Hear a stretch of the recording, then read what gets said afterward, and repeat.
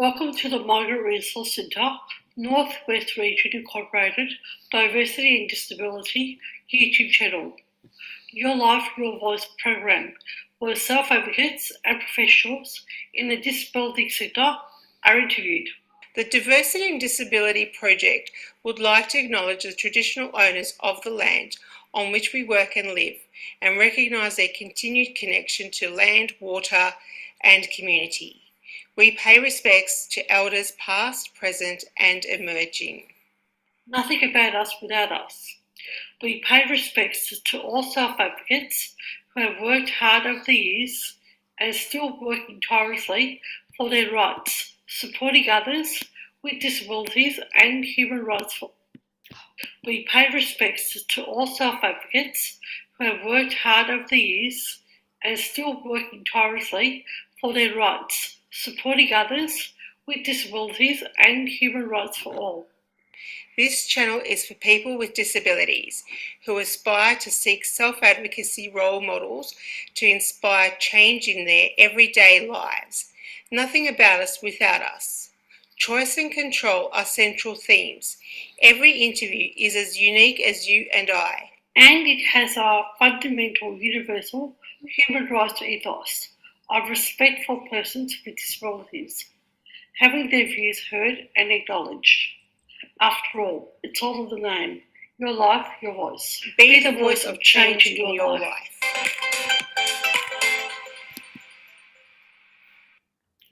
Good morning and welcome to another edition of Your Life, Your Voice. My name is Julie and I would like to welcome my special guest co-host, Larissa McFarlane, artist extraordinaire. Hi Larissa, how are you doing?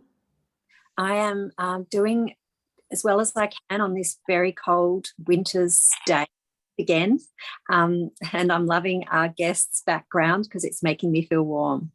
I'd like to welcome Bronwyn Harding to our space today.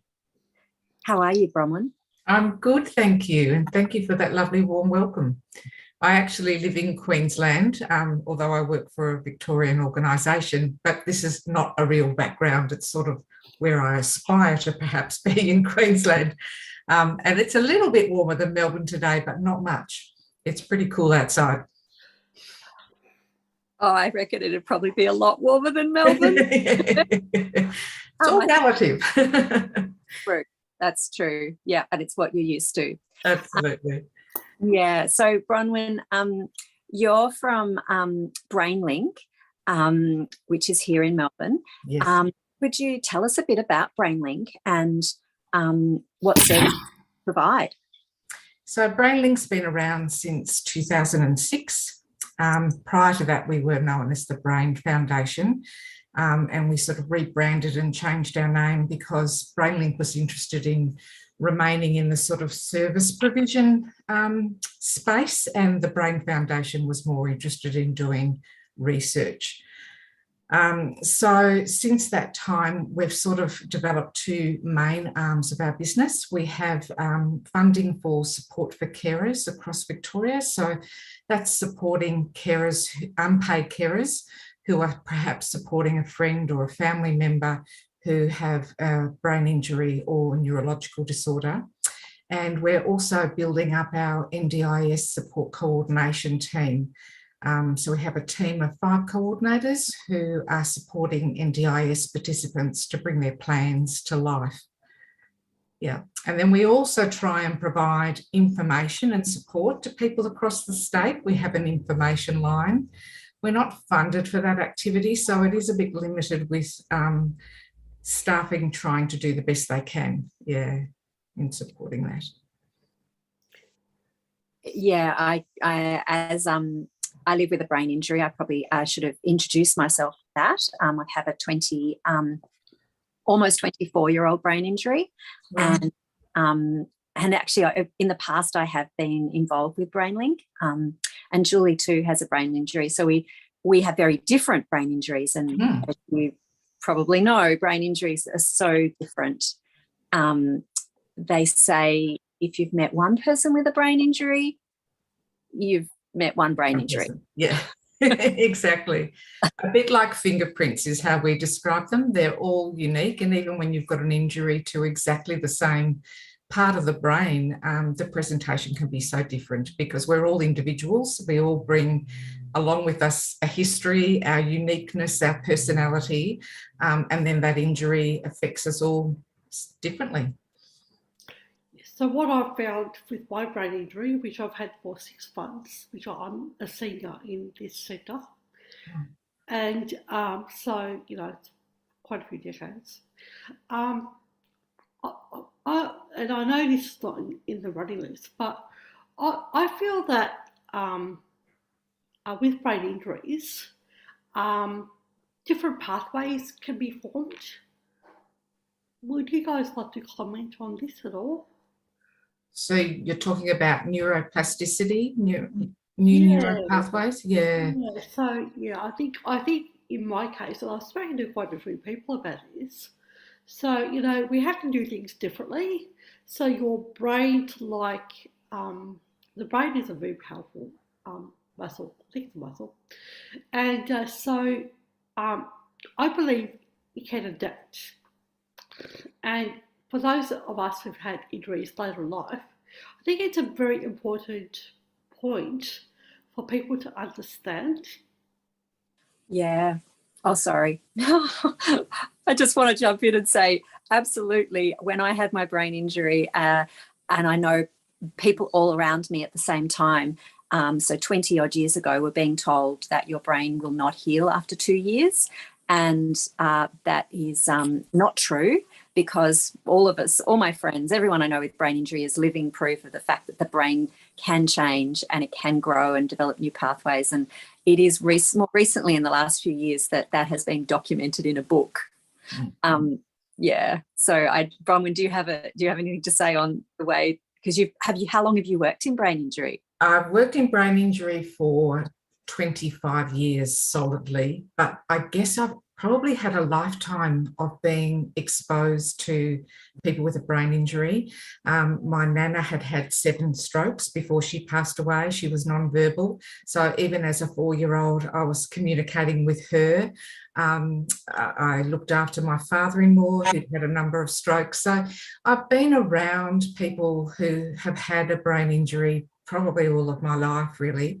And I like to think that I'm always surprised by outcomes of people with brain injury, and that's kind of what's kept me excited and interested in this space. I love it. I find it fascinating. And yeah, people do continue to improve many years after their brain injury, and often in surprising ways. You know, I've seen people who haven't perhaps spoken for 10 or 15 years who then start to speak. You know, it's amazing what the brain can do, and some brains just need a little bit more time to heal than others. So, you know, never give up is, I guess, never give up on the person you're supporting, and never give up on yourself if you have a brain injury would be a key message from me, because I have certainly seen plenty of changes in people many years down the track in a positive way. Yeah. Absolutely. I could add to that. I was surprised at 14 years after my brain injury, I went to university to study art, and I hadn't quite realised that I'd actually have to read and write essays. And at that point, I still really couldn't read, but I really wanted to participate in my degree. And so I learned how to read again, and it was so torturous and it was so hard, but I did. And because I was forced to, and at no point during those previous 14 years had I been, you know, put in that position where I needed to learn. And suddenly I had a really important reason, I suppose, to learn how to read. And by the end of the year, my reading ability improved so much.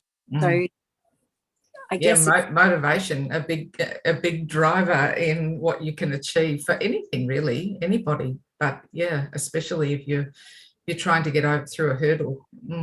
Yeah. Fantastic. So we should go back to some questions, I think. Pre-prepared. Julie, would you like to ask the next one?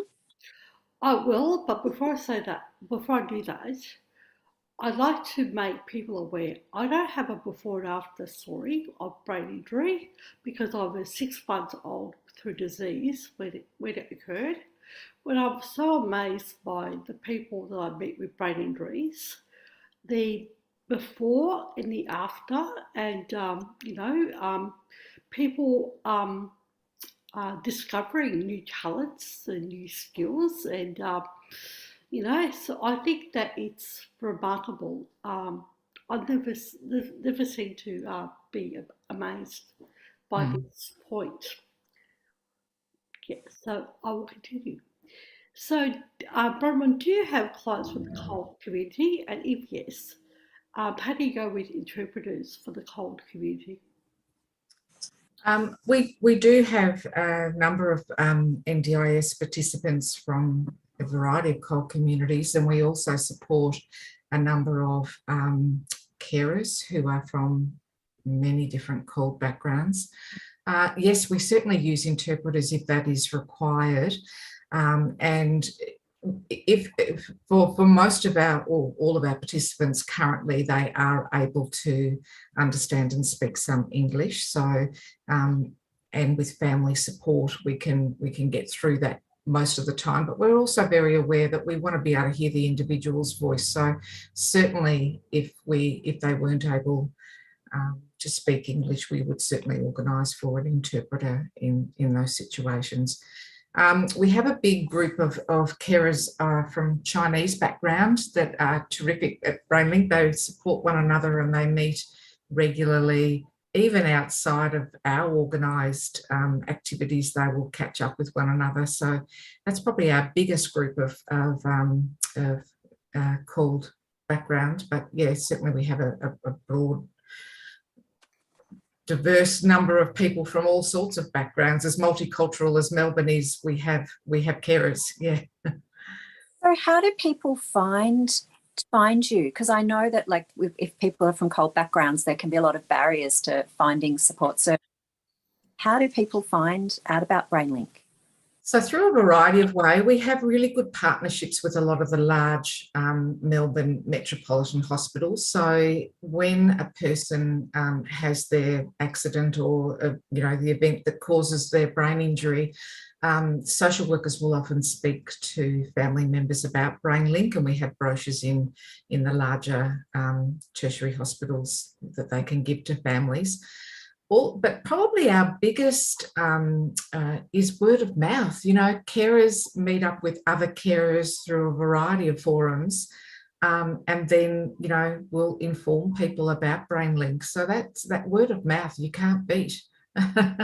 They're often well connected, and they might be going to an event run by, Carers Victoria, for example, and they'll get talking to another carer and realise they're caring for somebody with a brain injury or a neurological disorder as well, and say, come along to Brainlink. So yeah, that's our biggest probably form of referral. I'm thinking about, because I agree with you, I think that as a person with brain injury, most of my important knowledge has come from connecting to other people or other people with brain injury or other. It hasn't usually necessarily been in formal way, it's been very informal, which shows the importance of community and networks. Absolutely. But I'm also thinking the last few years that has been really challenged, and we haven't been able to, I have realised how much of my knowledge and my connection comes in informal ways, and with that gone, I am really isolated. And I would say that's the same for a lot of people. Have you noticed that there's been less referrals or less during COVID in the last few years? Or I wouldn't say there's less referrals. We've still had quite consistent referrals, but the challenge, yes, has definitely been engagement and meeting people's needs. So that's hard when you're a small organisation. We really only have 2 staff for our support for carers program. So we had converted a lot of our supports to online, and a lot of carers engaged with that, but we're also very aware that that doesn't suit everybody. So some people were really hungry for that face-to-face service provision again. Yeah, it's a tricky one. We have a regular newsletter which were mailing out weekly. You know, during the last 2 years, 2.5 years, we've consistently had an email that's gone out every Monday with what events we're holding for that week. So trying to just keep people connected. And those that we hadn't heard from, we were actually picking up the phone and ringing people and just checking in on them and seeing how they were. Yeah, but it certainly has been much more difficult and exhausting for people. You know, that isolation is also very tiring. Absolutely. Well put. Yeah. Yeah. So moving on, you talked about how Brainlink is funded for supporting carers and families of people with ABI, but then you also have the NDIS section too. So how do you balance that sort of support for families and support for individuals with brain injury? How does that work? So they're two really unique teams and separate teams in many ways, although they work together cohesively. So our NDIS support coordination, we can only support people, of course, who have support coordination in their NDIS plan, who ask for that service from us. And then if they have a family, you know, that is supporting them, we will talk to them, the family, about that and say, you know, we also have our support for carers arm. We can certainly refer you to that service, and vice versa. So often if we're supporting carers, they will often ask us if we have capacity to take on the person that they're supporting for their NDIS support coordination. But they are two very separate teams. They're funded very, very differently. So funding for the NDIS support coordination comes through the participant's individual plan, whereas our support for carers funding is Victorian government funding. That's block funding. So if somebody with brain injury contacted you and said, can I get some help, or can you connect me with some things, or I want to meet some other people, I want to learn how to do X, how, and that they don't have an NDIS plan, because as we know, lots of people who do need support don't have NDIS, particularly I think people with brain injury, also particularly people with brain injury who don't necessarily have great family support. They're the ones that are really sort of floating around in the Netherlands, not knowing what to do, and struggling from crisis to crisis. So what would you do there? How would you, you're not funded to support them, but what would you do?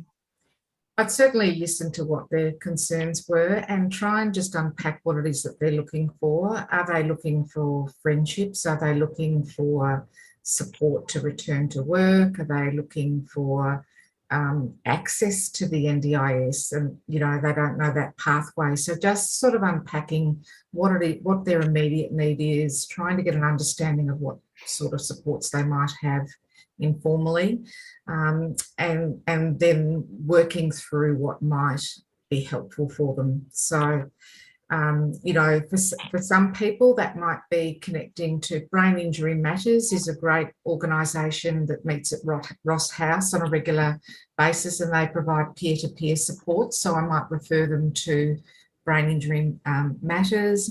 I might have a discussion about whether they've approached their local area coordinator for the NDIS, and can certainly guide them where to find that local area coordinator.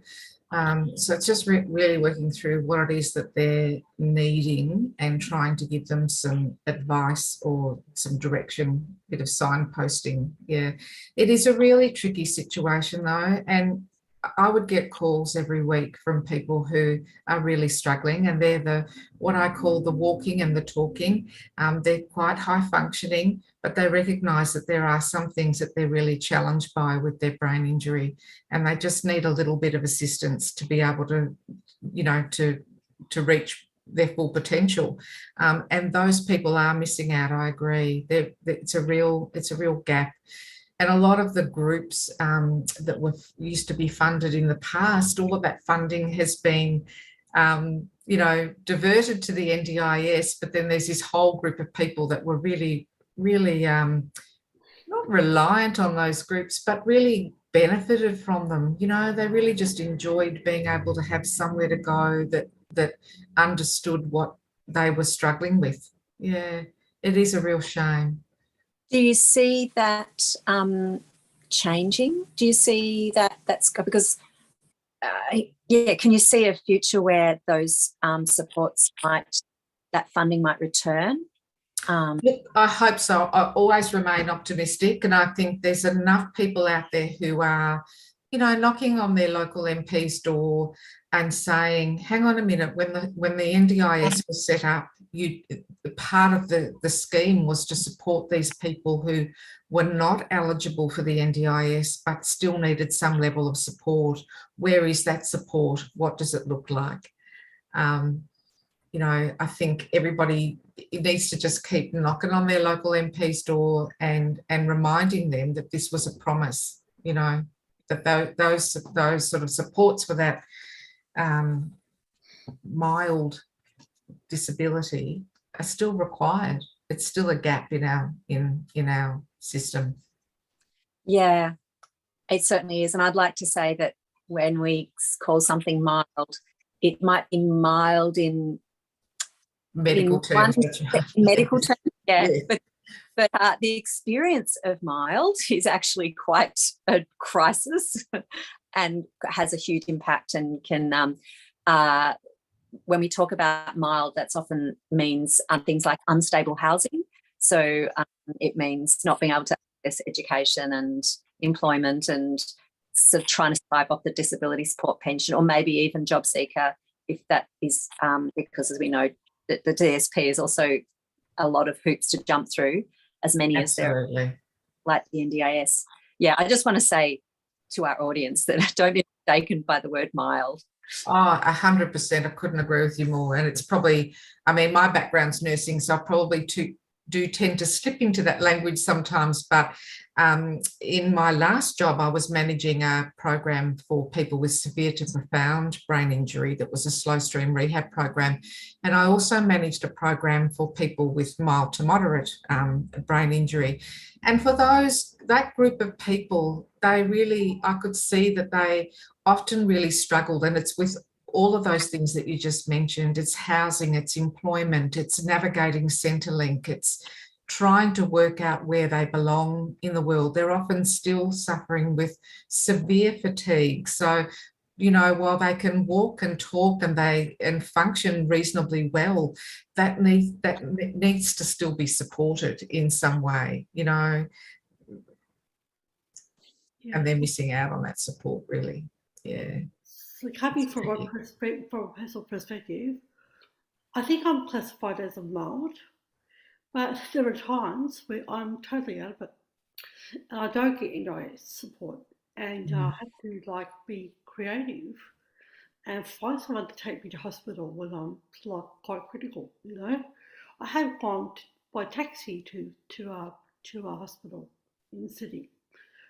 Very expensive because I couldn't find someone to take me to hospital.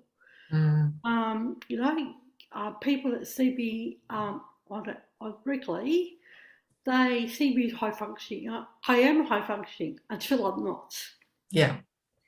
And until I'm not has actually occurred this year for quite a few months of the year, you know, and I've had to struggle with work because medical costs money.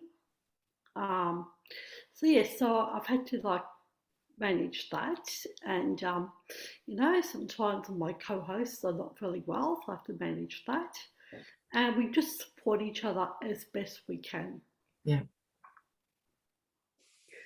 Anyway, Yeah, that's a good description, and it is, I think terms like high functioning and mild can be really deceptive, and they're not words that are actually supported by many people because of their impact to their misleading, the way they can be misleading, and also lead to, I don't know, lack of support. Yeah. Not that, as you say, there's a lot of support around at the moment due to the NDIS model that's being rolled out. So you mentioned about the medical model and that's, you know, predominantly your background. Actually, it's all our backgrounds, because we live in a world that is built upon the medical model. Absolutely, yeah. So it's something we deal with every day. But I mean, I know that, you know, that there's a push to head towards a social model of disability. But so I was wondering how Brainlink sort of manages to sort of, you know, aim towards the social model of disability and try to put that into practice, whilst also recognising that the medical model is just everywhere, and particularly for people with brain injury who are still, or many of us are still, engaging with medical systems and rehab, and rehab can go on for so long, which is of course very medical model. How do you identify or engage with that at all, or do you? 100%, and I guess that's the big passion for me, and probably why I wanted to work in community, because I could see that the medical model was doing things for people, and I wanted to do things with people. And I have this mantra that we use in our team, and it's like, the thing that I love most about the NDIS is the principles behind that, is that for the first time ever in the disability world, we are putting people in the driver's seats of their own lives. And that's really exciting for me. The thing that our role, I guess, is to sit in the passenger seat. But I was actually thinking even about that this morning, and I thought, as a passenger, we can still be a bit, firm in our navigation and controlling in our navigation. So we have to be a true passenger. We have to sit in the back seat almost and zip it. You know, we're there to guide if people need the support, but we need to let them also drive and navigate their own lives, not be sitting in the front seat telling people where to go. So, you know, I think it is a really exciting time for the disability world, that we've recognised that people, regardless of their ability, need to have as much control in their own lives as they possibly can. And our job is to try and support that, not to navigate that, not to tell somebody where they need to go or what they need to be doing or how they need to be doing it, but giving them the tools and skills to be able to make their own choices, whether that, in our opinion, is good, bad or indifferent. It's about putting people truly in charge of their own lives for the very first time, I feel, in all of my working career. Like, I feel like for many years it was all about rehabilitation and telling people what they should or shouldn't be doing. And I still see that today. I think we've got a long way to go. There are a lot of people who still think that they know best about how a person should be conducting their own life. But I think we're on a good pathway now to try and make that, you know, a more equal world for people. Oh, you bring me hope.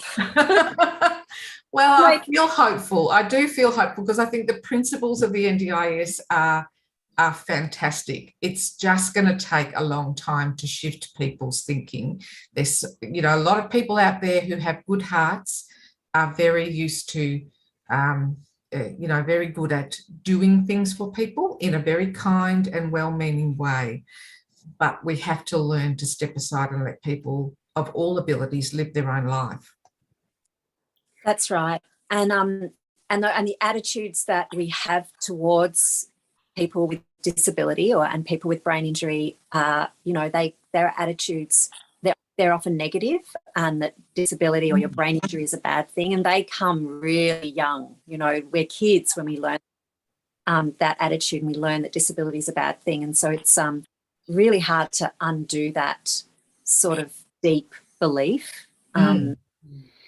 I was thinking about one of the life-changing things for me with my brain injury, which I'm still trying to remember every day, even 24 years later. Not so much today, but I do remember at some point early on going, hang on a sec, why is my brain injury a bad thing? Like, why, what have I done? I haven't done anything. Why is it bad? Why am I embarrassed about it? I was, you know, there was a lot of shame that I experienced. But I also felt very much that people that my brain injury should be fixed. Like I was for a long time searching for ways to fix it and engaging with medical people and all those people and going to appointments. And at some point I realized my life, this is just not a life. You can't like go to all these appointments all the time. And I started looking at my brain injury as something wondrous, as something exciting, as something that was giving me all this different way of seeing the world and a different way of experiencing the world. Sure, it was really hard and there's lots of pain and fatigue and things that put you out of action for weeks or months, but there was all these really interesting things that came with it. But I still find a lot of resistance to that, and that people think that these things are bad that have happened and they need to be fixed. And I once was told to, I'm remembering back, I gave my first speech on a stage about my brain injury at 7 years, and someone came up to me afterwards, and I think a professional, and they said, oh, that was lovely, that was wonderful, but you should call it the brain injury, not my brain injury, because if you call it my brain injury, you're never going to recover and you're never going to get over it. And it took me quite some time to work out how to speak back to that and go, hang on a sec, no, this is my brain injury. It is part of me. I can't get rid of it. I'm not getting over it, but I'm going to learn to live with it and embrace it. Yeah. I mean, do either of you have thoughts around owning a brain injury? I love what you said, and I think, life throws us curveballs, and, for all of us, I don't think any of us get to a certain age without having stuff happen. That's just part of life. And while on one hand, I understand from an outsider looking in that, there might be some people who are living with a brain injury who think this is the worst thing that has ever happened to me. And I understand and respect that. But I absolutely love to hear that, you're seeing it as part of your life, and it helps to inform and shape who you are today, as things that have happened to me help inform and shape me. I love that, because I wouldn't be the person I am today without some of the things that have happened in my life. And that's how we grow and learn and mature, and hopefully are then in a position where we can help other people in similar roles to say, well, I found this useful, that might be something that you might find useful. So it helps us to come from a place of, being able to look out and support other people. So, yeah. I'd like to bring up something that Larissa has said about shame. And I come from a cult background, a very patriarchal cult background, and matriarchal, double whammy. And it's probably a cult background where I feel it's 100 times worse. The shame factor of disability is 100 times worse. And it's swept under the carpet because other people in my family, even though it wasn't recognised or talked about, do have mental health issues. And so, and that's very shameful too, in their eyes, So quite often, I don't know in any other family, quite simplistic solutions are blamed. And it's actually more complex than that, especially with mental health and also ABI. So yes, just acknowledging that, and I want to reflect on what Lara had said about the brain injury and my brain injury. I've just really come to that realisation and acceptance. Acceptance for me took a long time, and it's a part of me. And like you said, Bronwyn, so eloquently, is that it's made me to who I am today. And I like who I am today. And lots of people like who I am today. And those that didn't like who I was, they're no longer in my life. So I like to just make that comment. I want to jump in because I've heard you say this, Julie, and I want to say I knew you many years ago, like 10 years ago, and that's how I saw you back then, as someone very proud of who you are.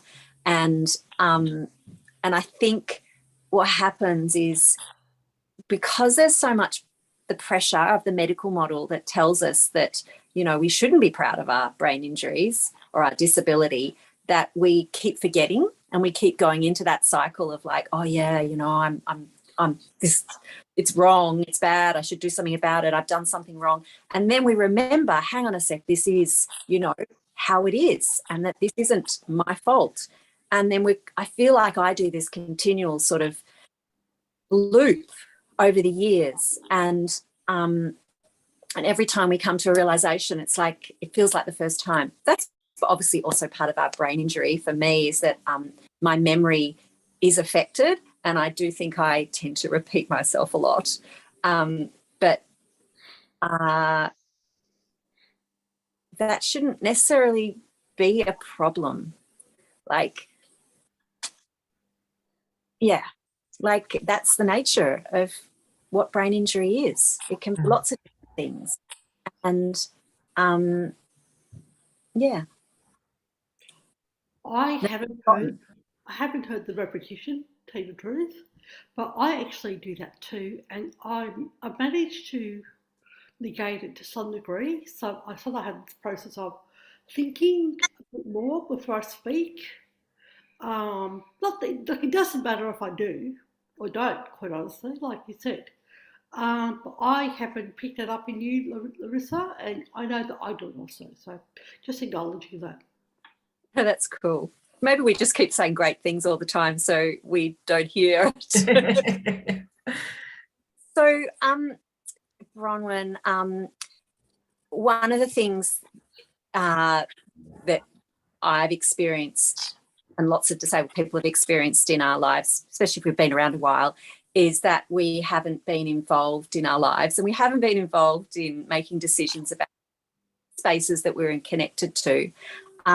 So one of the questions we have is around, how do you involve people with ABI, or how do you support people with ABI to be involved in the decision making of your organisation, given that your stakeholders are people with brain injury and families of people with brain injury?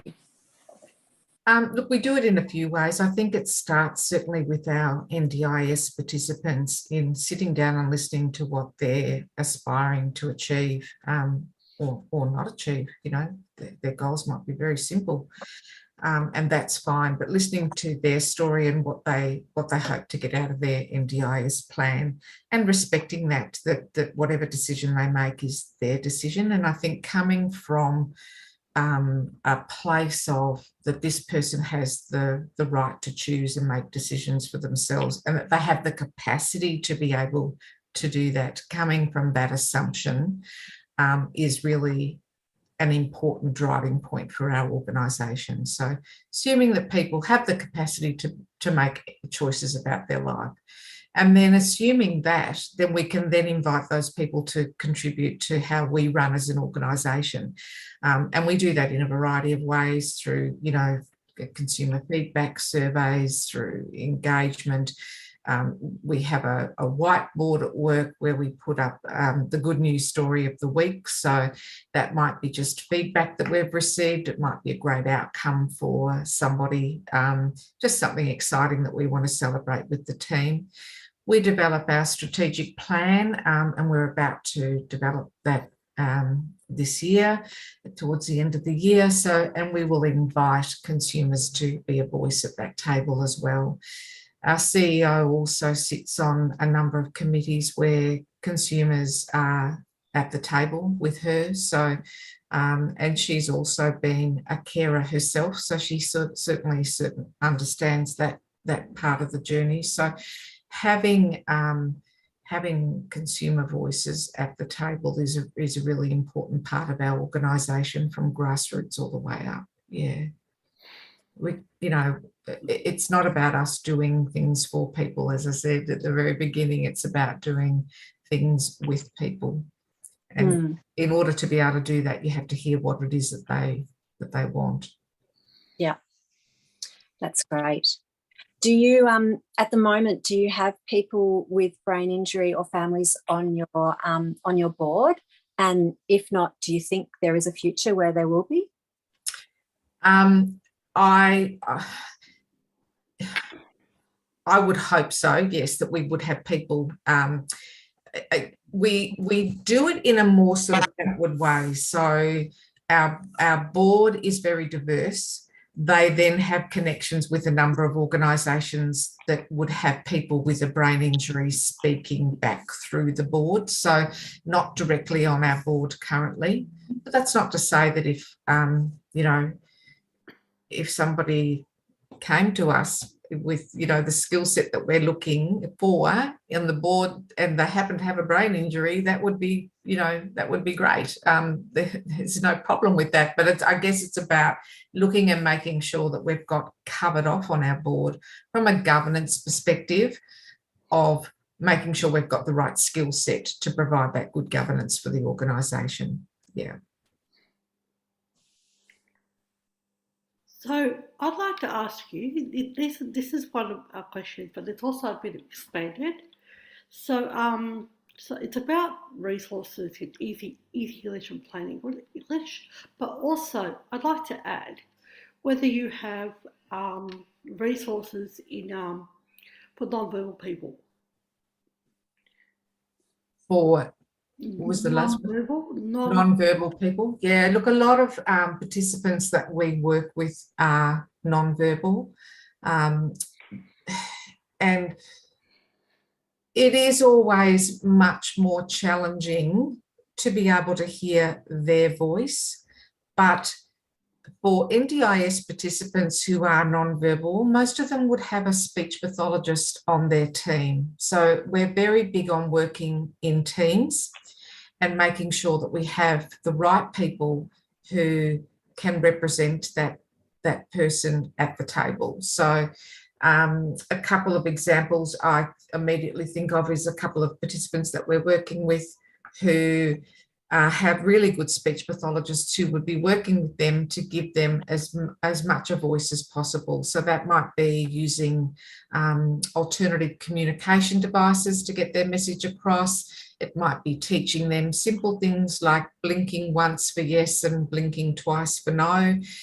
So, communication is a fundamental right, and it is important that we work with people who have the right skills to be able to support people to be able to communicate their wants and needs, however that is. Yeah, big part of what we do.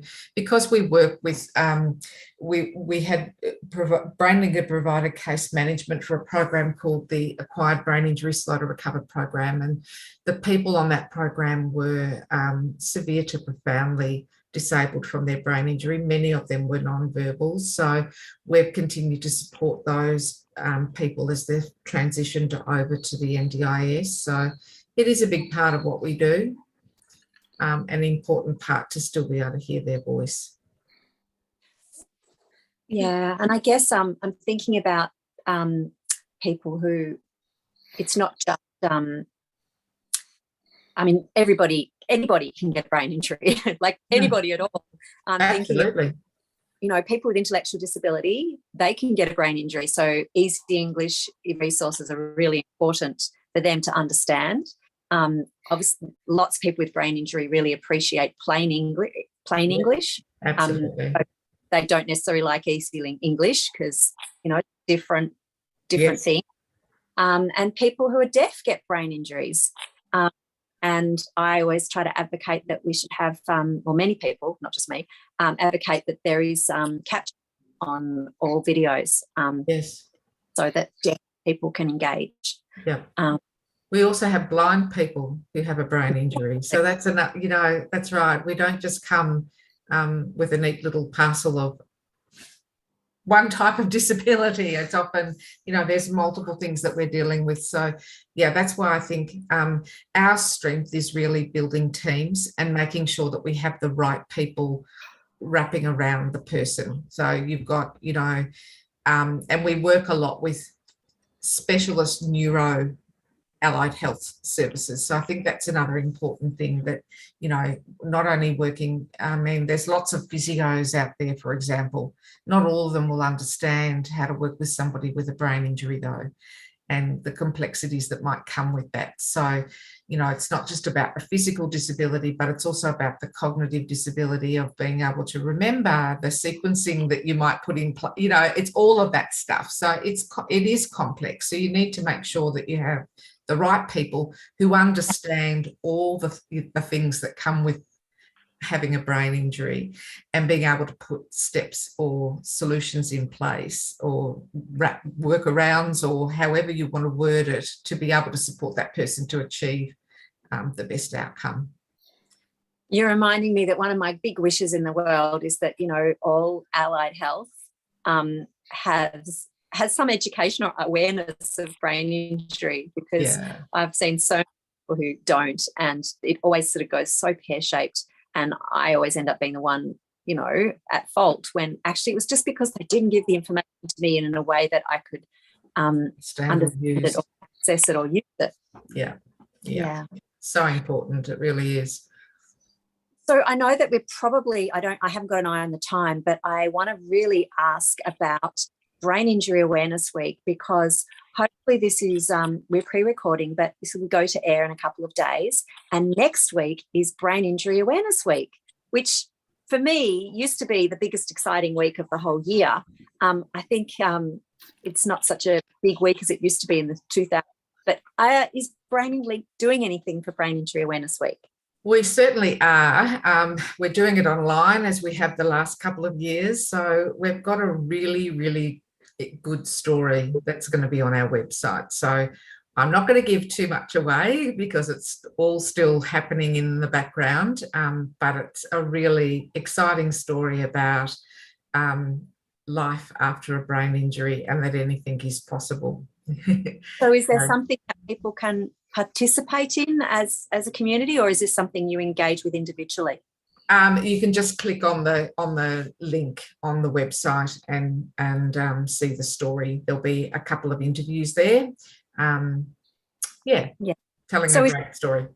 If people wanted to be engaging with other people, because I know for me that was the beauty of Brain Injury Awareness Week, is it brought us together, and I got to meet other people with brain injury, and we got to be proud of each other, and it used to last me the whole year. But obviously COVID makes that really challenging. But do you know if there are any public or sort of community or events that people can participate in with each other happening?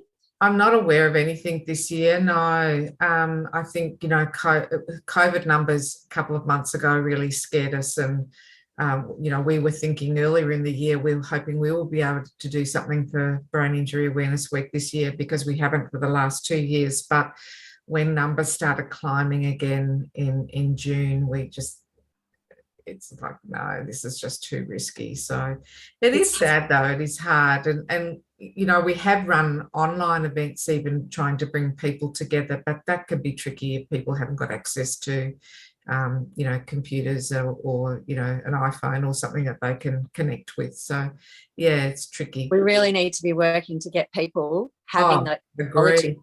Absolutely. So I can say that I am aware that Brain Injury South Australia are doing an online event, which is terrific, on Monday morning from 10 till 12, and anyone, that's probably South Australian time, so don't be confused by that, and don't turn up half an hour late or early, which is but they're doing an event, and that's open to anyone across Australia, probably overseas too, but to attend that.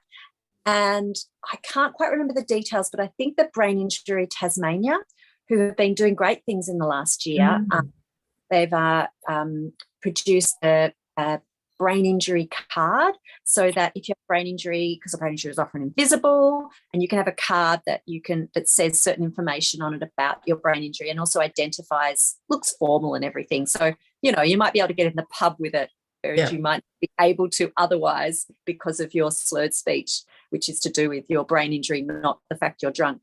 But anyway, I think Brain Injury Tasmania is holding some event of some sort next week as well. Terrific. And I would imagine Synapse in Queensland are probably doing something. I think I saw an email from them last week that they're certainly, doing something. Yeah.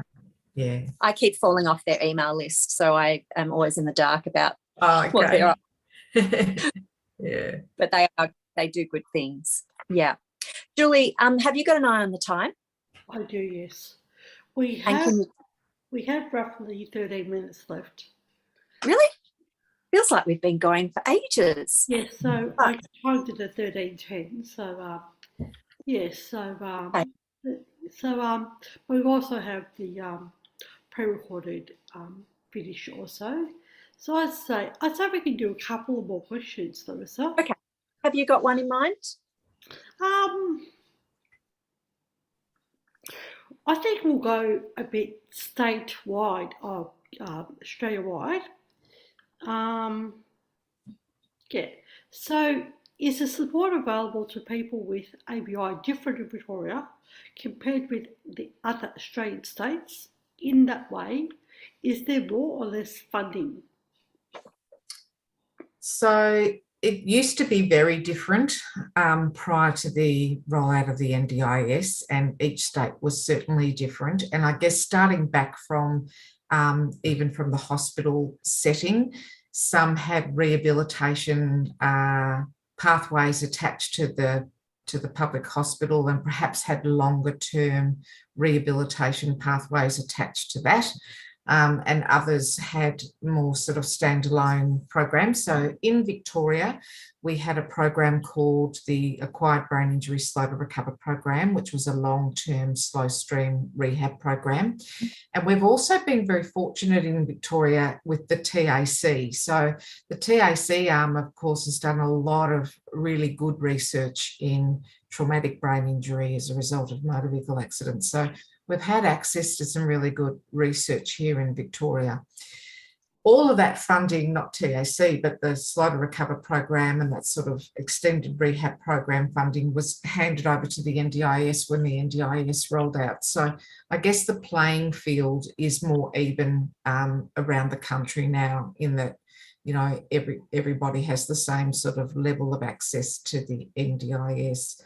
What I think is perhaps still the big gap here in Victoria was that we also had a lot of programs and support groups for people with a brain injury that has also disappeared. And I think that's a real gap. I'm not sure about other states. I would imagine that some of the other states has also had some funding for that sort of group work for people with brain injury. But certainly in Victoria, it was a well-networked, well-established supports across the state, and we are missing it. I think just that information and connection and the ability to be able to bring people together. As Larissa's just said, Brain Injury Awareness Week was the highlight of your year once upon a time, and I think there is real value in bringing people together, sharing stories, sharing information, sharing resources, and we have lost that, I feel. I would hope that we will get there one day. As I say, we need to keep knocking on our MP's door and saying, hey, what happened to that community, to those community dollars that was about connecting people in the community that weren't eligible for the larger NDIS scheme. Well, you are so... Sorry. I was going to say, you're so right. Thank you for bringing that back to remind us that there has disappeared. And I think it is, I actually, when I had my brain injury, and other people who are of my vintage, we went to rehab, the hospital. We did outpatients, and we did all that, maybe a year or two. And then we were just pushed off into the world. Yeah. And left without any contacts, no more therapy, no more connection to anything. And lots of us just languished at home and didn't go anywhere or do anything because we were so confused. And it's one of the things that lots of people talk about is how can we get, how can we stop that happening after rehab? How can you stay connected and keep moving forward? Because lots of people go backwards then because there's no stimulation, there's nothing, there's no direction. And I'm sad because that's probably still the same, or if not worse, with this with this disappearance of the community sector support. It's so important, and it's such a big gap. Like, I think it's the big thing that a lot of people don't understand. I think when you're born with a disability, you go through either mainstream school or a supported school environment where you form friendships and connections, and then there's probably, once you're ready to leave school, there's certainly more in that space for people with an intellectual disability in particular. I think, that sort of networking and support system set up. But in the brain injury world, you've probably, for most people, they've started off their life in a mainstream primary school, or they might have even gone to a mainstream high school. They might have even had their brain injury when they were out in the workforce and employed, and suddenly their life changes. And over time, they lose friends because they can't keep up with their friends' activities anymore. So they need to be then connected to make new friendships. And how do you do that when most people are working 9 to 5, but perhaps you're not ready to do that just yet, or you may never be ready to do that? How do you form those connections? How do you form friendships? It's a huge gap for people. And something that, I feel has even got worse with the NDIS, because some of those, little bits of money that were just out there in the community that help people to connect have gone. But it needs to be put back in place. I would get a phone call every week at Brainlink, because I answer the Brainlink information line as well, and I'd probably get at least 1 or 2 phone calls every week from people with a brain injury, living with a brain injury, looking for connection. How do I find other people that I can connect with? Yeah. So, do you think there's a you mentioned a couple of times the importance of going to your MP and talking about that. Do you have like a cheat sheet, like a tip sheet? Have you developed like some sort of resource? I don't like that word, but something that people can take with them so they can remember what to say when they get there? No, I haven't, but that's a very good idea. I love it. I shall write that in my diary and develop one. I might even send you an email and get your input into what we could develop. That's a brilliant idea, because you're right. That's right. It's, it is about how do you approach your MP? What do you need to be saying? Absolutely. Yeah, they can be pretty intimidating, and they can in places, and they can also have gatekeepers there who don't want you to talk to the MP. Like, there's lots of barriers, and then when you get there, you get all overwhelmed and intimidated. Yeah, and forget what you came for. Yeah. All right, we'll work on that. Good. We have a resource on this channel also, and it talks about friendships. Well, right. We have a number of videos which I compiled recently. So we have stuff on friendships, and we have stuff on employment tips.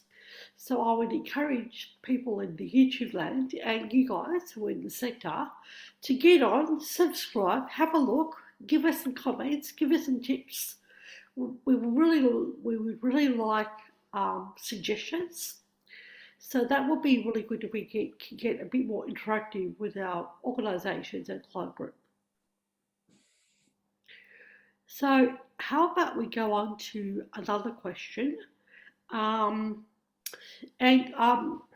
know that ABI is disproportionately affects First Nation peoples.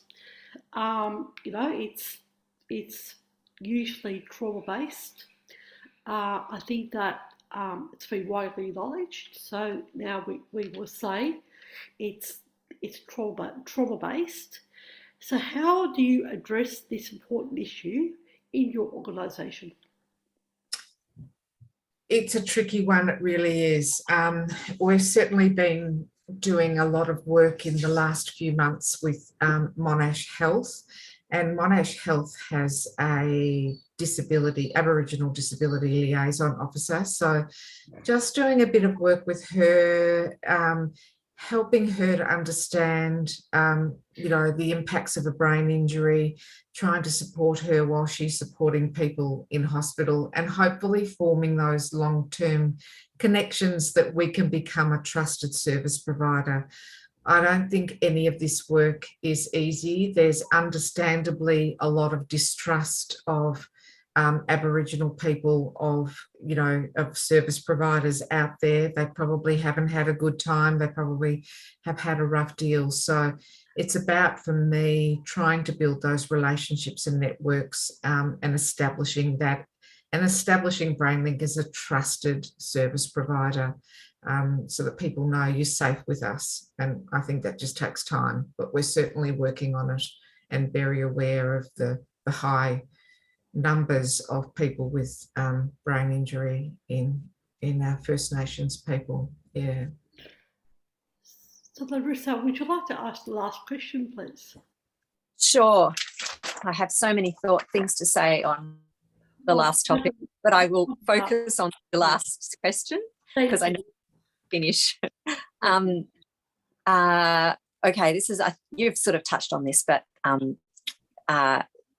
would love to hear your words again. So what is the number one piece of advice you would give to someone with a brain injury who maybe is starting out on their journey, which could be at any point because we're continuing on our journey all the time. And so what advice would you give to the family? For both the person with the brain injury and their family, my number one piece of advice would be ask for help early. I think the support that people will need will depend on whose shoes you're walking in at the time. So, if you're the person with the brain injury, you've probably got lots of questions about what is happening, what you can expect down the track, what might be helpful in trying to understand the changes that you're experiencing. And I think also managing fatigue and understanding, I'm yet to meet anyone who has an acquired brain injury who doesn't struggle with fatigue.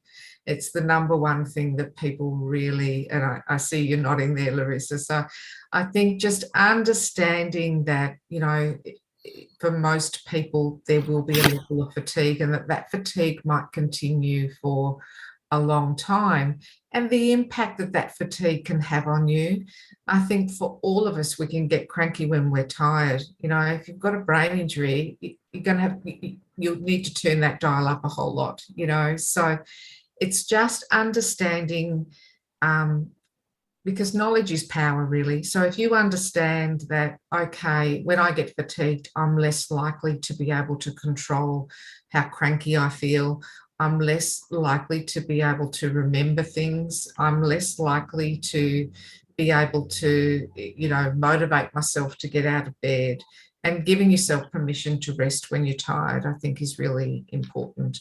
So getting knowledge to try and understand what's happening, and managing fatigue and putting strategies in place to manage that. So, that might start off with having a rest in the morning and a rest in the afternoon and a rest, going to bed early or whatever it is you need to do, and adjusting as time goes on.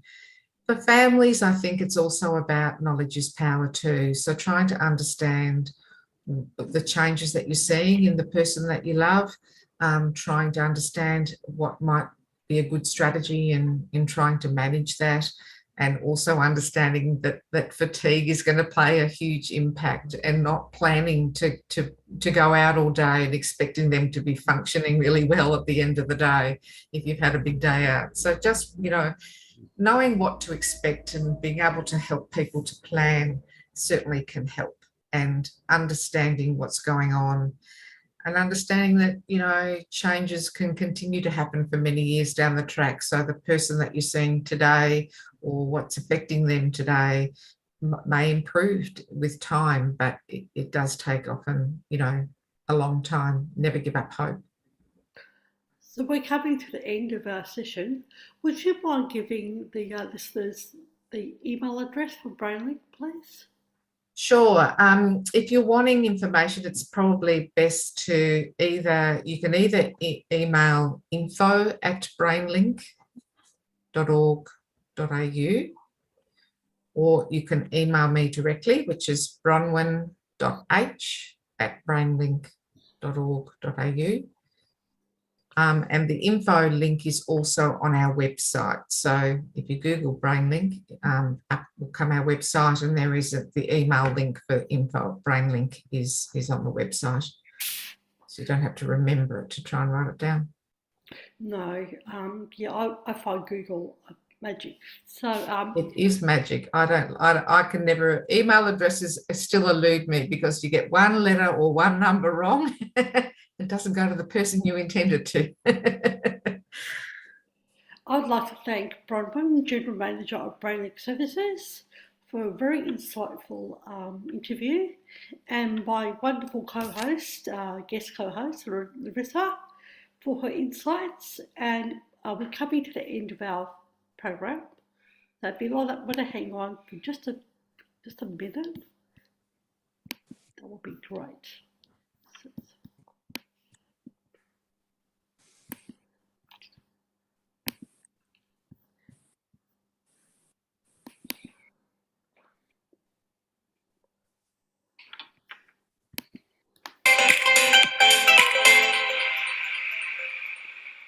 Catch us on Your Life, Your Voice YouTube channel, live every Monday fortnight or on demand.